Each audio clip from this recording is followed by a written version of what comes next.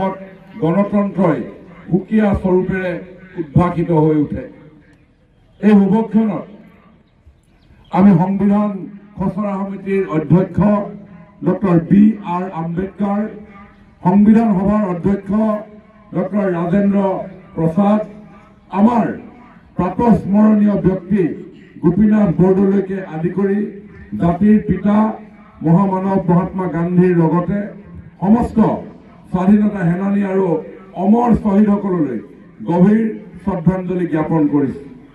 যিসকলৰ সৰ্বোচ্চ ত্যাগৰ বিনিময়ত আমি স্বাধীন দেশৰ নাগৰিক ৰূপে গৌৰৱ কৰিবলৈ সক্ষম হৈছোঁ, সেইসকললৈ পুনৰ মই মোৰ আন্তৰিক শ্ৰদ্ধা আৰু শ্ৰদ্ধাঞ্জলি জনাইছোঁ।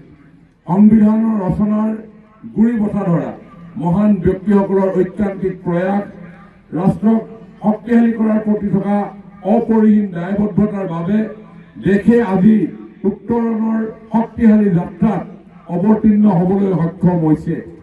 তেওঁলোকৰ মাৰ্গদৰ্শন আৰু দূৰদৰ্শিতাৰ বাবে দেশৰ ঐক্য, অখণ্ডতা আৰু উন্নয়নে নৱৰূপ লাভ কৰাৰ লগতে জনসাধাৰণে নিৰ্ভয়ে আৰু পক্ষপাতহীনভাৱে ৰাষ্ট্ৰৰ বিকাশৰ অংশীদাৰ হ'বলৈ সক্ষম হৈছে। সংবিধানৰ ভেটিত গঢ় লৈ উঠা গণতান্ত্ৰিক ব্যৱস্থাৰ মাজত উন্নয়নৰ যি নব্য ধাৰা প্ৰভাৱিত হৈছে, তাৰ জৰিয়তে ভাৰতবৰ্ষই আজি সকলো দিশতে চমকপ্ৰদ সফলতা আহৰণ কৰিবলৈ সক্ষম হৈছে। ৰাষ্ট্ৰক শক্তিশালী কৰাৰ দিশত সংবিধানে যোগোৱা প্ৰেৰণাৰ বাবে দেশক বিশ্বগুৰুৰূপে প্ৰতিষ্ঠা কৰাৰ উদ্দেশ্যেৰে আজি কোটি কোটি তৰুণ তৰুণীয়ে নতুন ভাৰত গঢ়াৰ যাত্ৰাত নিজকে সমৰ্পিত কৰাৰ বাবে আগুৱাই আহিছে। দক্ষতাৰ বিকাশ আৰু উদ্ভাৱনীমূলক চিন্তাৰ বাবে নতুন প্ৰজন্মই এক প্ৰত্যদীপ্ত বাতাবৰণ সূচনা কৰিছে।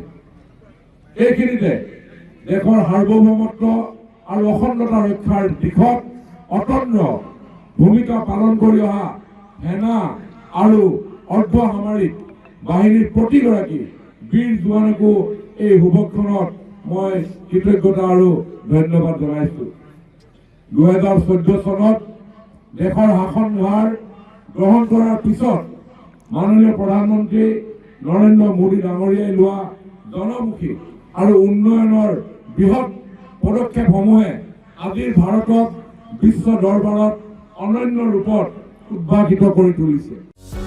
যিকোনো খবৰৰ বাবে যোগাযোগ কৰক আমাৰ এই নম্বৰত 9181 307 221।